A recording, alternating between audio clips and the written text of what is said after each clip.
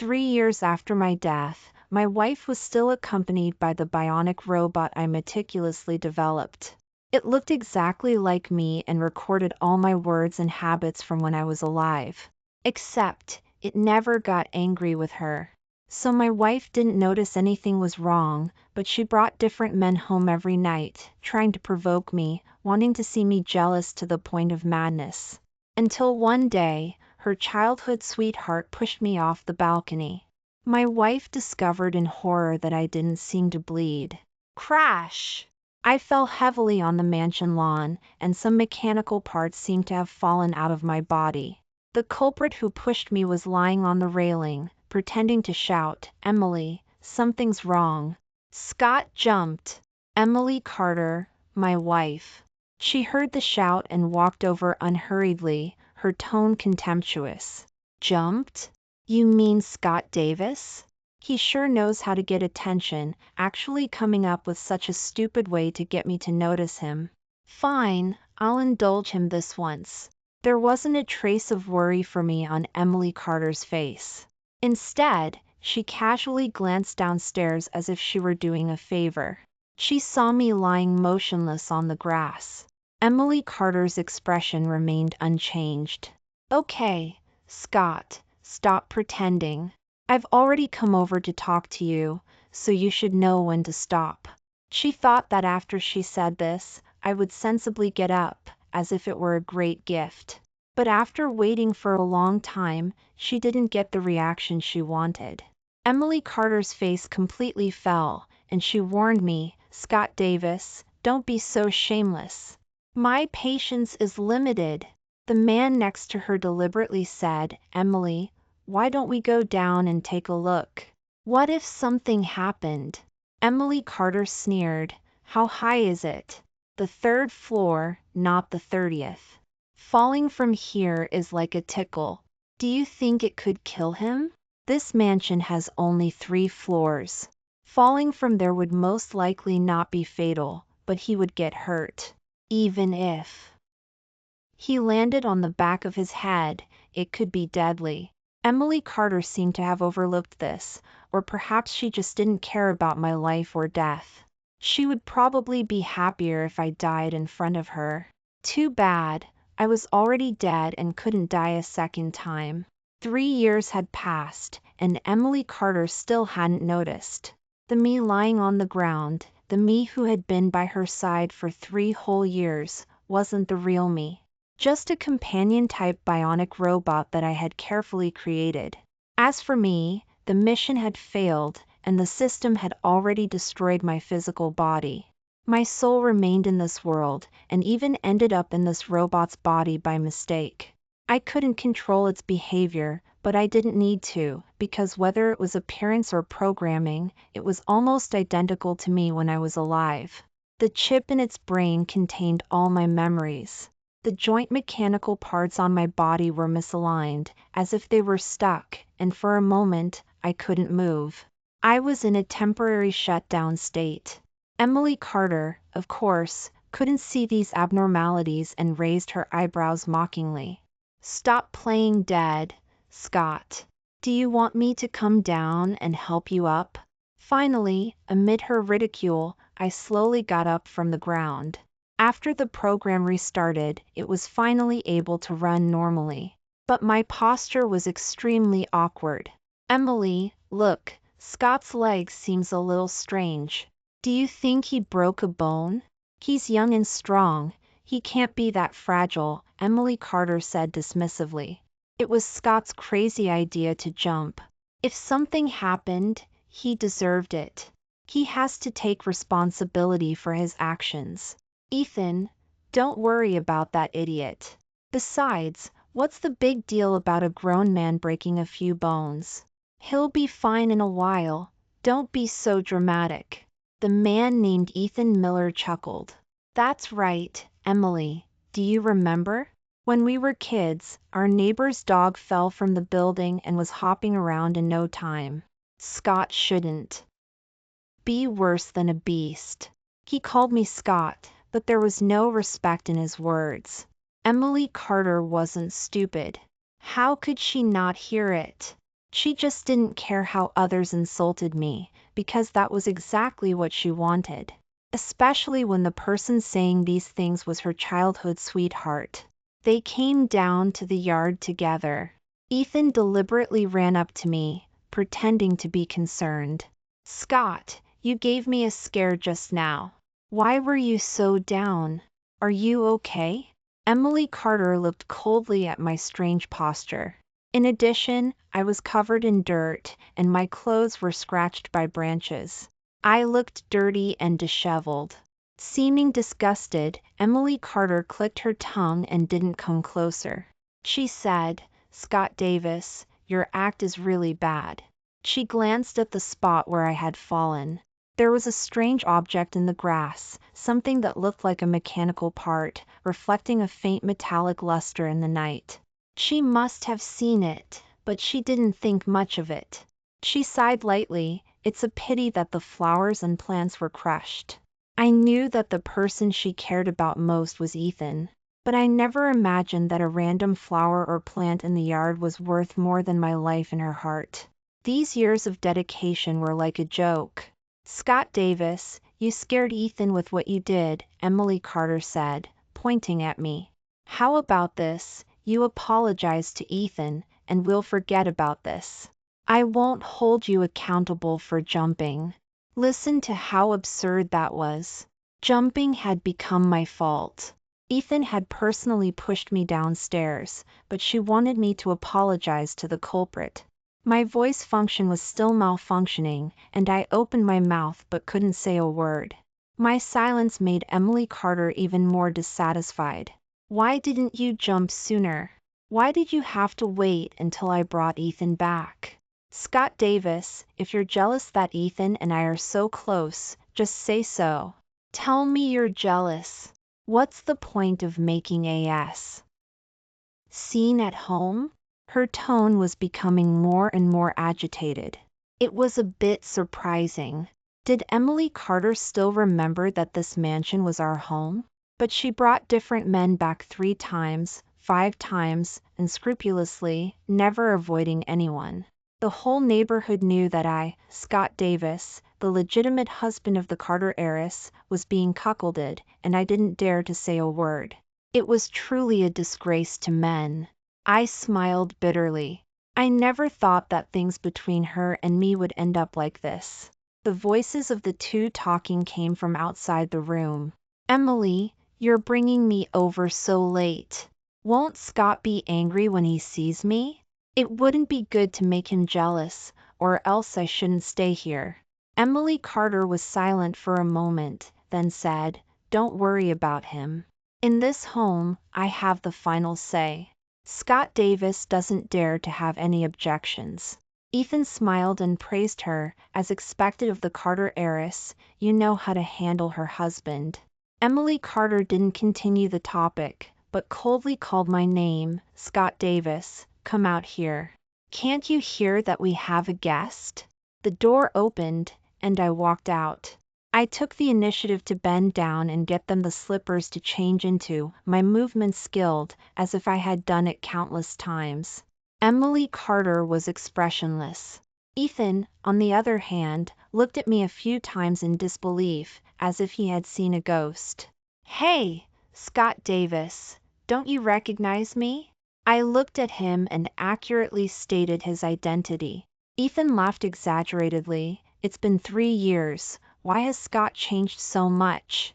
"This is surprising." Emily Carter's lips were pursed even tighter. Her eyes were mocking. "He's just pretending. Who doesn't know what he used to be like? As if he wasn't the petty and narrow-minded man before. He's acting so generous now. I'll see how long he can keep it up." In the past, Ethan and I never got along, and every time there was a conflict, Emily Carter always stood on Ethan's side without asking why. When I was alive, I would feel heartache and pain, but now, it doesn't matter. During dinner, Ethan coughed. Emily Carter immediately ordered me, "What are you standing there for? Go serve drinks." I turned around and went to the kitchen to pour a glass of warm water, but Ethan was dissatisfied. It's too cold. I want to drink something hot, the hottest, understand? So I went to get him a freshly boiled glass. A glint flashed in Ethan's eyes, and when he took the glass, his hand slipped, and the scalding hot water spilled on the back of my hand. How childish, this robot of mine is waterproof and heat-proof. But Emily Carter didn't know that. In her eyes, I was still a normal, living person, and no normal person's skin could withstand that kind of temperature. Ethan, are you okay? But when Emily Carter opened her mouth, the person she was concerned about was still Ethan. I'm fine, Emily. Scott didn't mean to, don't blame him. Only then did Emily Carter spare me a glance. What good are you? You're more trouble than you're worth. You can't even serve drinks properly. I didn't even have the right to sit at the dining table, and stood humbly to the side, listening to her scolding. Look how ridiculous this scene is. I'm the man of this home, but I have to serve drinks to her and her lover. Because it was her order. The highest priority command in the program settings. I knew that Ethan was different from the other men Emily Carter had brought home. He was the most special. So even if I told her that he pushed me downstairs, Emily Carter wouldn't believe it. I limped back to the home, touching the back of my head from time to time. Emily Carter suddenly frowned and stopped me. Scott, are you hurt? I stopped and shook my head at her. In the past, when I was sick or injured, I would habitually hide it from Emily Carter, not wanting her to worry about me. Of course, the robot was programmed that way, too. Emily Carter Faye. LL into thought, probably recalling the posture in which I fell earlier, landing on the back of my head. She sighed, as if making a compromise, and came closer and suddenly grabbed my arm. Let me see, you didn't turn into an idiot, did you? Emily Carter reached out and probed the back of my head, parting my hair. She felt a slight indentation, but she didn't feel any blood. Not a single drop. I fell from the 3rd floor, hitting the ground, and my skull was dented, but there was no blood. Her eyes were a little doubtful, filled with panic. Her gaze lingered there for a long time, and finally, she curled her lips and laughed. She must have thought that I had already taken protective measures. Scott Davis, if you're going to play the victim, at least make it believable. Jumping, faking injuries, you've learned to use this kind of trick to get my attention. You've become something. She was probably being sarcastic. Or maybe not. Back in the room, I lay on the bed. Robots don't need to sleep. I was now in hibernation, self-repairing. I didn't expect Emily Carter to come. She stood by the bed, looking down at me, her eyes very complicated. Next time, try a different trick. You should know that I hate people threatening me with their lives. I didn't. The voice function returned to normal, and the tone didn't sound abnormal. Emily Carter's expression was cold. Scott, are you still going to keep pretending with me at this point? You clearly couldn't stand Ethan and me before, and you would argue every time you met him. I knew you were jealous of him, so I said a few words to tell you not to compete with him. Did you have to hold a grudge until today? I didn't understand what Emily Carter wanted me to do to make her satisfied. She didn't like the Scott Davis who was alive, who would get jealous and throw tantrums because she was too close to other men. Now, she still didn't like the machine, Scott Davis, who was obedient to her in every way. Maybe, she just didn't like Scott Davis. I sat on the bed, looking at Emily Carter in confusion. She climbed onto the bed with a cold face, straddling me. She asked, Scott Davis, do you still love me? That was the question I should be asking her. But I still answered, Emily, I will always love you. Emily Carter's expression softened slightly. She leaned forward, lying on my chest, and heard the simulated heartbeat, as well as a faint, Where's that electric sound coming from? Emily Carter looked around the room suspiciously, but didn't pay much attention to it. Scott, since you say you love me, then prove it with your actions. She reached out and unbuckled my belt. It had been 3 years, and it was the first time she had taken the initiative to have marital relations with me. Emily Carter leaned down and kissed me. I saw a hint of surprise in her eyes. She was probably wondering why my lips were so cold. Just as she was about to take the next step, Ethan's voice came from outside, sounding weak. Emily, Emily, where are you? My stomach suddenly feels a little uncomfortable. Can you take me to the hospital? Emily Carter paused, lowering her head, her eyes staring straight at me, the emotions in her eyes hidden very deep, and also surging. Her long hair fell from the side of her ear, and the ends of her hair brushed against my cheek.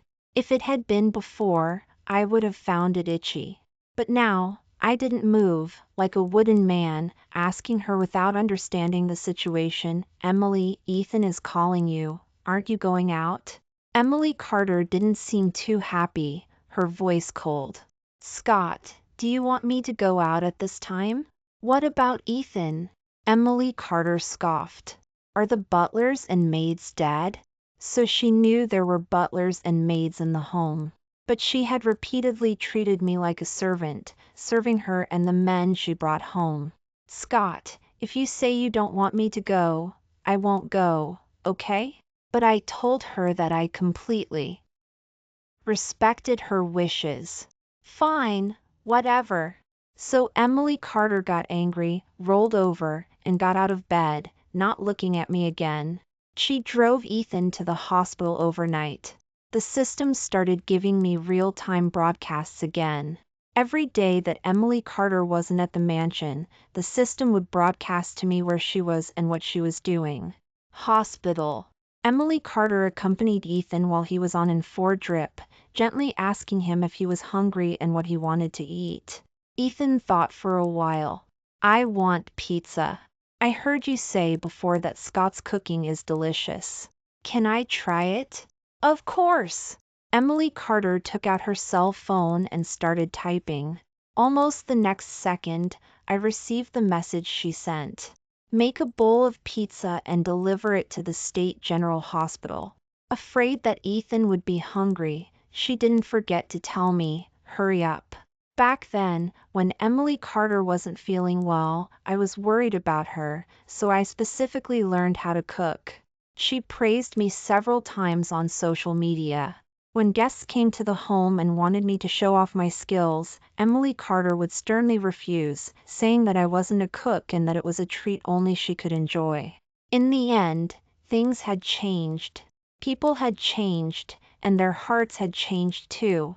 When I arrived at the hospital with the insulated container, Ethan had already fallen asleep on Emily Carter's shoulder. Emily Carter's eyes also showed fatigue and exhaustion, but she was unwilling to sleep. To watch over Ethan, she, who always loved to get her beauty sleep, could even stay up all night. Emily Carter gave me a cold look. You're so slow, he's already fallen asleep. What's the use of bringing it now? Throw it away. Her tone was as light as if she were talking about throwing away some trash. I didn't have any objections and nodded in agreement. Emily Carter suddenly spoke again. Wait. She frowned, raised her chin, and pointed in the direction of the table. Put it there. Just as I was about to walk over there, Ethan, who was asleep, suddenly stretched out his foot, causing me to trip and fall to the ground, and all the pizza I had made spilled on the floor. Emily Carter had no expression, looking at the mess on the ground. Oh dear, Scott, why did you make the hospital floor dirty? Ethan pretended to have just woken up, rubbing his stomach. Even if you didn't want me to eat it, you shouldn't have deliberately wasted food. That's shameful. I was about to retort. Emily Carter said lightly, Scott Davis, didn't you hear? Wasting food is shameful. You eat it yourself. Eat? How could I eat it? lying on the ground, eating like a dog. I knew Emily Carter was deliberately humiliating me. She was trying to provoke me again. Too bad dignity belongs to people, not machines. The moment I squatted down, Emily Carter became angry first. Scott Davis. She suddenly stood up, grabbing my collar. What are you doing? There are so many people watching. If you don't care about face, I do. From the hospital back to the home, Emily Carter had been angry. Ethan only got half a good look at her. Having half was already good enough. In the past, when Emily Carter got angry, she wouldn't recognize anyone. Ethan came to me to provoke me. Scott Davis, you're so dull now. No wonder Emily doesn't like you. Anyone would be annoyed. You better be sensible and leave on your own. It's no fun occupying a position that doesn't belong to you, not getting a good look. These words were heard by Emily Carter. Ethan was a little guilty, but perhaps Emily Carter's constant favoritism gave him the confidence. He continued with his neck stiff, Emily, don't blame me for being nosy. Scott is just an unemployed bum who can't do anything. He's been living off you all these years. A man who's so useless doesn't deserve you at all. I looked at Emily Carter, and she didn't refute. Ever since 5 years ago, when I transferred the cancer cells into Emily Carter's bod. Why, I quit my job. In the eyes of outsiders, I was indeed an unemployed bum, living off Emily Carter. But I was hiding in the basement, working on my research day and night. I had talent and an interest in this area, and with the help of the system, I was already the most mysterious and powerful genius inventor of the century. Any one of my works could sell for millions of dollars. When Emily Carter's company encountered financial difficulties, I was the one who secretly helped her. But at this moment, I heard Emily Carter say, Ethan, I know you're doing this for my good, and I'm very grateful that you took out $100 million to help me fill the project loopholes. Scott will never be as amazing as you, but he and I are still husband and wife, and supporting him is just a matter of feeding another mouth. Ethan had no choice and left angrily. Emily Carter glanced at me and casually pulled out a chair to sit down. She called the butler. Lynn, please help me verify Scott Davis's expenses over the past 3 years. I didn't understand what she was going to do. Was she going to settle accounts with me? Lynn wiped the sweat from his forehead. Ms. Carter, Mr. Davis has spent as much as you gave him over the past 3 years. None left? That's right, none left. Hearing this, Emily Carter wasn't surprised. She said sarcastically, Scott, look at you, you need me so much. How could you live without me? Seeing that I wasn't speaking, Lynn completely breathed a sigh of relief. Actually, at first, the servants at home were quite sympathetic to me when Emily Carter treated me like this. Over time, they discovered that Emily Carter didn't care about me. So they had ideas about the money for groceries. Emily Carter was generous with money. At first, they only secretly stole a small portion. They tasted the sweetness and hadn't been discovered, so they became more and more daring. Later, they stole half, and after that, they simply embezzled all of it. If I asked, why would just say that Emily Carter didn't give it anyway. I was so easy to deceive, and anyway, Emily Carter wouldn't care about these trivial matters. Anyway, I wasn't important. There were 2 turning points in Emily Carter's attitude towards me. One was 5 years ago, and the other was 3 years ago. Back then, I submitted my resignation letter against everyone's advice, giving up a job with a great future. Emily Carter heard about this and asked me why. I said, I'm tired. I just want to live a life of leisure at home and don't want to work so hard anymore. Anyway, Emily, you're the Carter heiress, so it wouldn't be a problem to support me, right? Emily Carter was stunned, seeming unable to believe that I had said these words. After all, I had once promised her that I would earn money to support her so that she wouldn't have to be so tired. Scott, have you thought this through? I nodded. Okay. Emily Carter agreed, but the look in her eyes was full of disappointment. After she left, I covered my mouth and coughed up a handful of blood. The system said that the cancer cells were already in my body, but it had controlled the speed of their spread so that I wouldn't die so quickly. I wiped the blood from the corner of my mouth and whispered thank you. The system had already spoken, so this was a foregone conclusion. But I wasn't at ease and dragged Emily Carter to the hospital for another checkup. Emily Carter's report was very healthy. I looked down at my report, and in the silence, I heard Emily Carter ask me how it was. I casually crumpled the report into a ball and stuffed it into my pocket. Just like you, very healthy. Emily Carter perfunctorily responded with an "oh," but there was no joy on her face. Instead, she frowned and complained, "Why did you have to come for a checkup, wasting time? You're a free man now, but I'm different. I don't have time to waste with you." I rubbed my nose and, after Emily Carter left, tore up the cancer report and threw it in the trash. Being entangled by illness was a terrible thing. I thought I was strong and brave enough to resist it alone. I was wrong. When I was in so much pain that I rolled on the ground, I wished that Emily Carter could be by my side. But I couldn't tell her the truth, or all my efforts would be in vain. So I could only settle for second best. When the pain was unbearable, I would call her just to hear her voice. Her voice was my medicine. "Emily, Emily," I managed to call out her name. Most of the time, Emily Carter would patiently respond, "Scott, I'm at work. Can whatever it is wait until I get home?" I said, "Emily, I miss you so much." Emily Carter chuckled helplessly. She said she missed me too, and then blew a kiss into the phone. I smiled, and the pain seemed to lessen. But later, when I called again, the phone just kept ringing with no answer.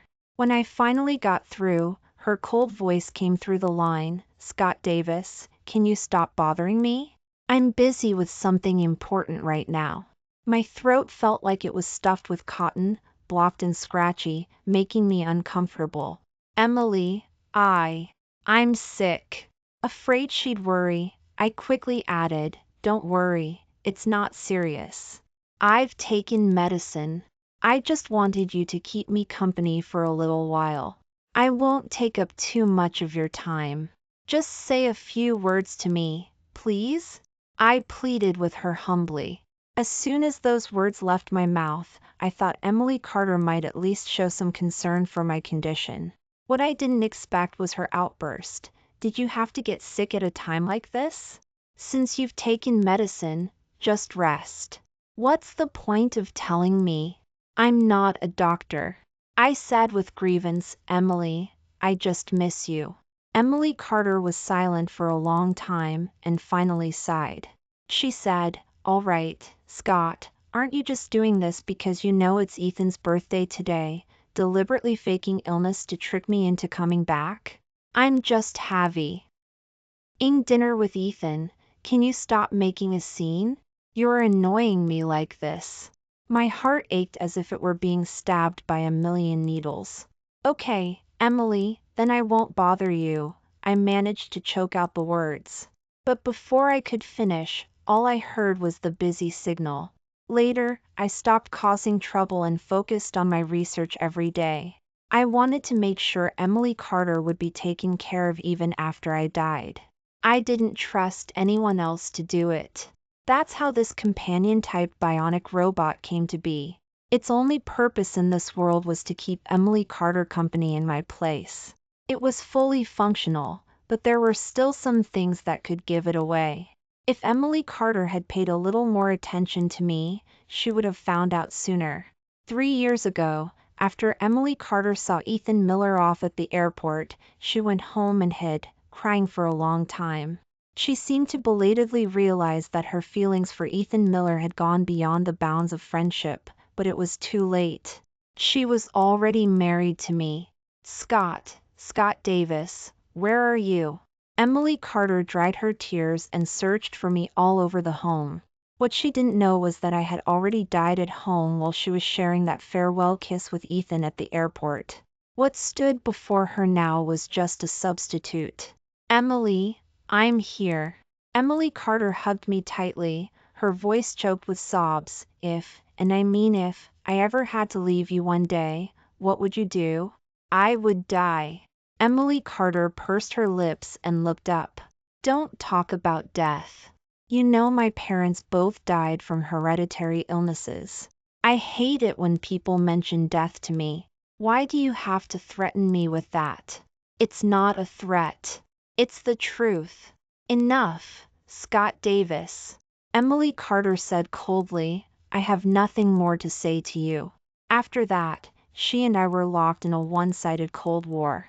Emily Carter didn't come home for almost a week. The system told me that she had gone abroad to see Ethan Miller. They climbed snow-capped mountains together, went snorkeling in the ocean, did all sorts of romantic things in the name of friendship, but never crossed that final line. But it was the same. Emotional cheating is still cheating. The system asked me again, do you regret it? This time, I was silent. When Emily Carter came back, she was very honest and told me where she had been and what she had done.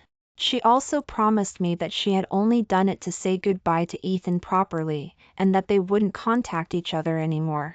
My reaction wasn't what she expected. There was no jealousy, no questioning. Just a gentle inquiry as to whether she was tired from her trip abroad, and whether she wanted a massage. Emily Carter was a little panicked. She was worried that this was just the calm before the storm. Scott, aren't you really angry? No, I'm not angry. Later, Emily Carter discovered that no matter what she did, I would never get angry. Always that gentle, patient demeanor, like an emotionless puppet. She hated it. She thought I was deliberately putting on an act to get back at her. She brought one man after another home, testing my reaction over and over again. But it was always the same. It had no effect. Countless nights, she choked me, hysterically asking, why aren't you jealous? Scott Davis, why aren't you jealous? You used to hate these things the most, didn't you? Who are you trying to impress with this act of magnanimity? It wasn't until Ethan Miller came back to America that Emily Carter brought him home. I jumped off the balcony. Emily Carter was ecstatic, thinking that I had finally given up the act. Unfortunately, she was wrong. So many things, one by one, she was so incredibly wrong about everything. I couldn't even imagine what her reaction would be when she found out the truth. Ethan Miller came to egg Emily Carter on again. Now, he didn't even bother to hide his hostility toward me. If you just file for divorce, you won't have to keep supporting this good-for-nothing. Why are you putting yourself through this, Emily? I heard you signed a prenuptial agreement, so you don't have to worry about him taking half your money in the divorce. And just like that, they started discussing the divorce right in front of me. As if finally remembering that I was there, Emily Carter turned her head and asked, Scott Davis, I want a divorce. Do you agree? I asked the system again to help me change the robot's programming to make it agree. Emily Carter and Ethan Miller had grown up together as childhood sweethearts. I was just a newcomer who had appeared halfway through. I shouldn't have interfered with them. I guess I had only myself to blame for how things ended up. So I decided to help them be together. Emily Carter stared at me for a long time and finally clapped her hands. All right, there's no time like the present. Let's do it today. There was a 30-day cooling-off period before the divorce could be finalized. After leaving the city hall, Emily Carter was absent-minded, as if she were thinking about something. A large truck suddenly came crashing toward us. Almost instantly, Emily Carter had been pushed out of the way by me. By the time she realized what had happened, I had already been sent flying a dozen yards away. Emily Carter's expression was blank, as if she couldn't believe what had just happened. "Scott Davis!" She shouted my name and ran over as fast as she could. She thought she would find me lying in a pool of blood. But what met her eyes was a pile of scattered mechanical parts. Emily Carter was completely stunned. The emotion of sadness was forced to stop, replaced by bewilderment, infinite bewilderment, and shock. "Scott Davis, why? Why aren't you bleeding? What happened to your body?" Emily Carter rushed over like a madwoman and picked me up. Looking at my severed mechanical arm, she asked in a trembling voice, "You had an amputation? When did this happen? Why didn't you tell me?" I shook my head and comforted her. "I'm okay, Emily, don't cry." I habitually reached out to wipe away her tears, but what was raised was the severed mechanical right hand. In that instant, Emily Carter's tears flowed even more fiercely. "It's okay. It'll be okay. Scott, I'll take you to the State General Hospital right away. You'll be all right." When they arrived at the hospital, Emily Carter was met with another devastating piece of news. She asked the doctor blankly, "What do you mean you can't treat him?" The doctor glanced at me and shook his head with a sigh. "Madam, our hospital treats people, but it's not a person. We're unable to do anything." Emily Carter questioned loudly, "What nonsense are you spouting? How is my husband not a person? Open your eyes and look closely. If he's not a person, then what is he?" "He's a robot," a professor-like man said. Emily Carter's lips moved, repeating, "A robot?" "Yes, and a very sophisticated and lifelike bionic robot at that. Right now, the only person in the world who can create something like this is that master." That master, codenamed Z, Emily Carter, had certainly heard of Z's great name, a national-level confidential talent. She had spent a lot of money to have people contact him, but it had always been to no avail. Of course, she couldn't contact him, because Z was already dead. It was me. Emily Carter took the one-armed me home, along with the pile of mechanical parts collected from the scene of the accident. Ethan Miller had also heard about this and looked incredulous. How did Scott Davis get his hands on Master Z's work? "You can't buy that even if you have the money." Emily Carter lowered her eyes and remained silent. Ethan Miller continued, "Emily, how could he keep such an important thing from you?" Emily Carter's eyes flickered, finally reacting. "What are you trying to say? Emily, have you ever thought the T. Scott Davis has already betrayed you?" Ethan Miller reached out and poked my body. "This is a fake, right? Not just the arm, but the whole body is fake. The real Scott Davis abandoned you and ran off somewhere long ago." "That's impossible. You're lying." Emily Carter's eyes were red, refusing to believe the truth. Ethan Miller produced a small knife from somewhere and made another cut on my other hand. Emily Carter didn't have time to stop him. She saw that the broken skin revealed the texture of mechanical metal. No blood. I didn't cry out in pain. Emily Carter completely lost it. She pushed Ethan Miller away and said with a sob, "Scott Davis, say something if it hurts. You can feel pain, right? If you're jealous of Ethan, then lose your temper at me. If you don't like me doing this, I won't do it anymore." "Scott, why won't you say anything?" "Why? Because that command wasn't in the program. Because the current Scott Davis was just an emotionless robot. He only existed to protect Emily Carter. It was I who loved her. A robot has no heart. Without a heart, of course, there would be no emotions like jealousy or hatred. Robots don't feel pain. But I do. Your concern came too late, Emily Carter." Ethan Miller used the knife to stab my head directly. There was a crackling sound of electricity. "Emily, now you should believe me, right? A living person's brain doesn't look like this. Ethan Miller showed Emily Carter the components of my head. Among the tangled wires, there was a small chip. Emily Carter's eyes were bloodshot, her voice trembling. Scott Davis? No, you're not Scott Davis. But if you're not Scott Davis, then where is the real Scott Davis? I was experiencing a program malfunction and couldn't answer her question. Ethan Miller said, Emily, calm down and think about it. Why would Scott Davis put an imposter by your side?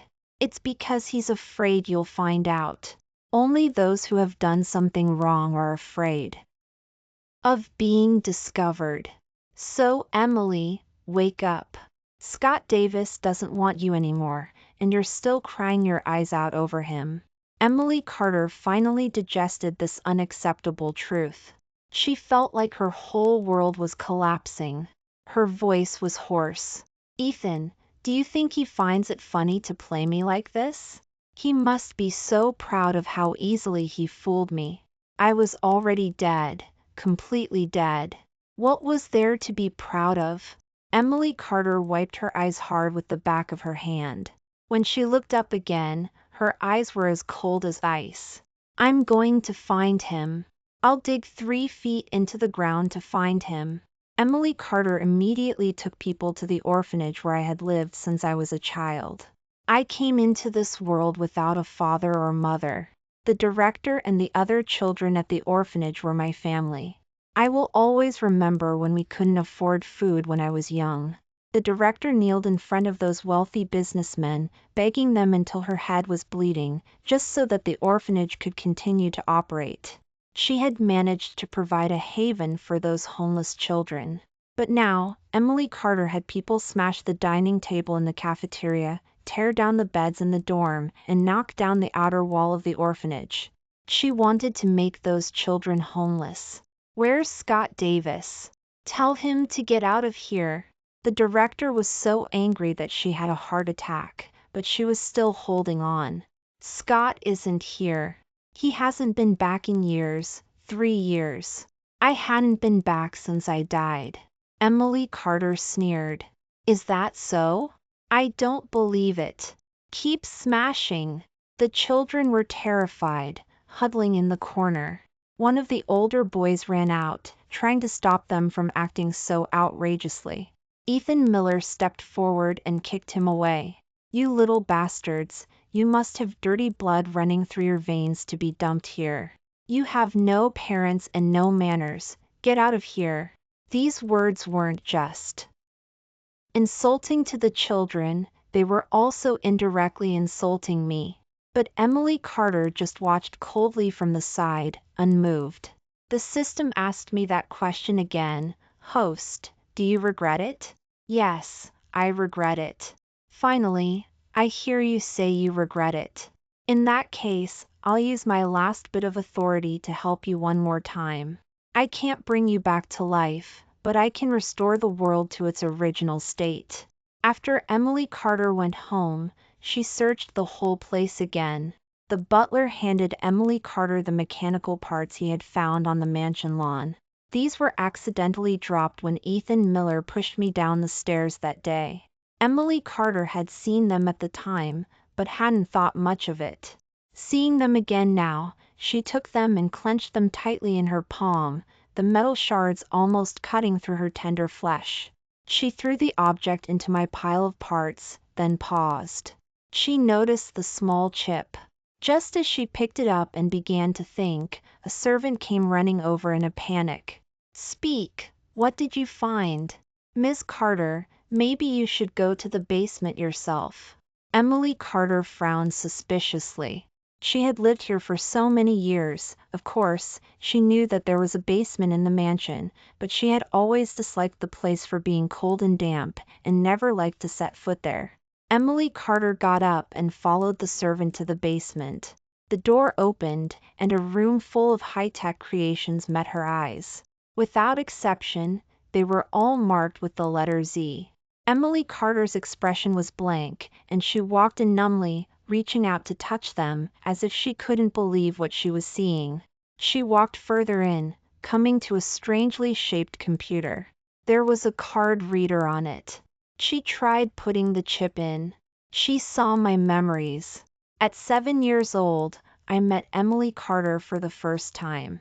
Ethan Miller wasn't by her side yet, but I didn't dare to talk to her. 10 years old, Ethan Miller appeared by Emily Carter's side for the first time, and I dared even less to go up to her. 14 years old, I finally said my first words to Emily Carter. She helped me with something, and I blushed and said thank you. At that time, the stirrings of youth were already very strong. 16 years old, I received a college recommendation and finally had the confidence to confess to Emily Carter. She said she would say yes when she came of age. 18 years old, we were together, spending countless memorable moments, with laughter and tears. 20 years old, Emily Carter was diagnosed with a terminal illness. I begged the system to transfer the cancer cells to me. 21 years old, I was in so much pain that I called her, but she was with Ethan Miller. 22 years old, I died, and she was sharing a farewell kiss with Ethan at the airport. Emily Carter knew what happened after that. Until I was 25 years old, which was this year, even the last robot I left behind was broken by her. Tears fell, splashing on the computer console. Emily Carter frantically tried to wipe them away, but found that there were more and more, and she couldn't wipe them clean. Scott, I'm sorry. I'm so sorry. She apologized to me in despair, facing the pile of mechanical parts, scattered like my heart, which had long been broken into pieces. Emily Carter stayed in the basement, not eating or drinking. When she was awake, she would hug my mechanical parts and watch my memories over and over again on the computer. When she was tired, she would just doze off there. She was calling my name even in her dreams. Ethan Miller came to find her. Emily, what's wrong with you? You're going to ruin your health if you keep this up. Ruin my health.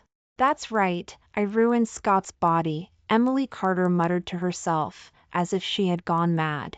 She saw Ethan Miller's face and suddenly came to her senses, her eyes so cold that they could kill. Ethan Miller was taken aback and panicked a little. Emily? It's you. It's all your fault. If you didn't exist, Scott and I wouldn't have ended up like this. You're the one who should die. Hearing Emily Carter say this, Ethan Miller understood that she had discovered the truth. He gave a cruel smile. Emily, how can you blame me? Isn't this your own choice? Scott Davis is already dead. Just be with me from now on. I'll treat you well, and I'll take good care of your family's company. You can rest assured. Emily Carter picked up a metal blade and stabbed Ethan Miller with it. Seemingly not expecting that she would be so desperate, Ethan Miller was caught off guard and stabbed in the abdomen, hitting a vital point. Before he died, he was still saying, "Even if you kill me, Scott Davis won't come back to life." Shut up! Shut up! Emily Carter stabbed him in the head again, blood and brain matter splattering out. Yes, that's what a normal person's brain looks like. She looked at the scene, not feeling scared, but crying and laughing at the same time. She closed her eyes and cut her neck. When she opened her eyes again, Emily Carter was back to being 20 years old. She fainted on the street and was sent to the hospital, where she was also diagnosed with a terminal illness. She grabbed the doctor who was examining her and asked urgently, "Where's Scott Davis?" "My husband." "No, where's my boyfriend?" The doctor looked at her with sympathy. "Young lady, an older uncle brought you here. He shouldn't be your boyfriend, right?" Emily Carter released her hand in frustration. "No, my boyfriend is the same age as me." After being discharged from the hospital, Emily Carter came to school and asked her classmates where I was. The looks in her classmates' eyes were strange. "There's no student named Scott Davis at our school." Emily Carter froze. She grabbed everyone who passed by in disbelief, asking where I was, if they had seen me. She went to my orphanage, but the dir. Hector also said that there had never been a child named Scott Davis. She even went to find Ethan Miller, asking him if he had seen me. Ethan Miller looked at her in confusion. Emily, are you having nightmares? There's no one named Scott Davis. You imagined him, right? Even if you don't like me and want to reject me, you should come up with a better excuse. As soon as he finished speaking, Emily Carter slapped him. At the same time, tears streamed down her face. She muttered in pain, "How is this possible? How could this be?" And I was still in my soul form, watching silently. From then on, Emily Carter would also have to endure the pain and suffering that was originally hers until she died. My existence was gone from her world. Apart from her memories, not a trace was left behind for her. The system said to me one last time, "Host, it's time. Goodbye, and see you in the next life." I could hear a bit of reluctance in its mechanical, electronic voice. I smiled and turned to step into reincarnation. The director Miller said you were a thief, stealing money and necklaces. That's why you were abandoned. I don't want to play with you. You're a bad kid. If I had never received happiness, then I wouldn't pursue it. I would just think it was fate. But I had received it. I looked at the faint moonlight outside the window, just like many years ago, when my adoptive parents put the necklace and money into my school bag. I looked down at the copper coin on my wrist, and a scene suddenly appeared in my mind that had never appeared in my memory before. Olivia, Liv, Moore's sentence, Tawny Lane, you have to learn to protect yourself, and the bright girl in the sudden memory constantly overlapped and finally merged. I finally remembered the lost memory of my childhood due to illness. At that time, I had a persistent high fever and was lying in the hospital all the time. The director Miller brought Olivia, Liv, Moore to the hospital to see me. Once, Olivia, Liv, Moore said that this bracelet was her amulet and that she couldn't take it off for the rest of her life, or she would have bad luck. At that time, I laughed at her for bragging, and I didn't believe it. I wanted her to take off the bracelet to break the lie she said.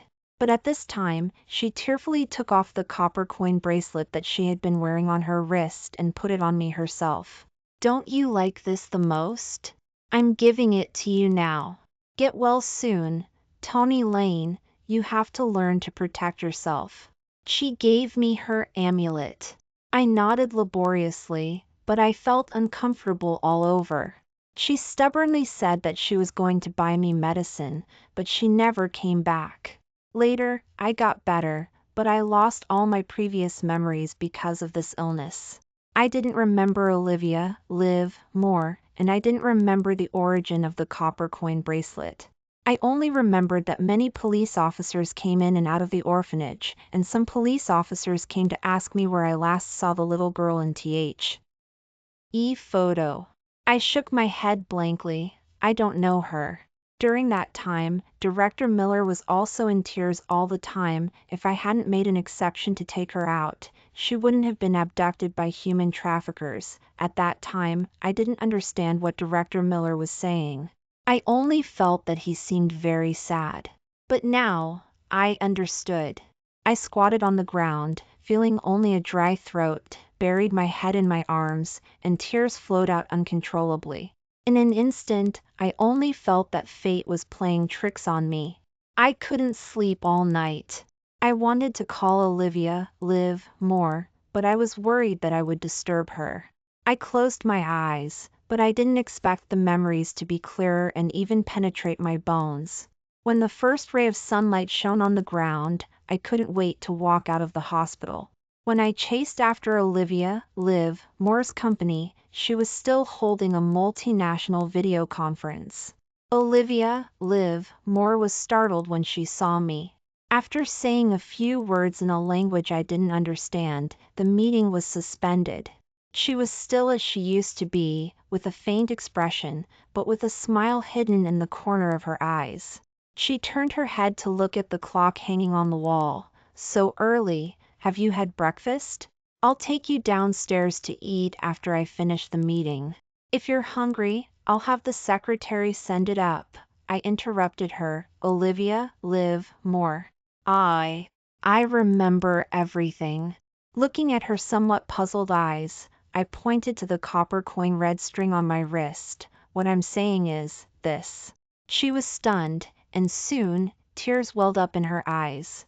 For many years after the wedding, I didn't dare to ask her what she had experienced after being abducted back then. Looking at her current achievements, I could only rely on my imagination to guess. I hoped that she had met good people who had rescued her. But if she had met kind people, then they would have come back to find me. But we were able to reunite ONL.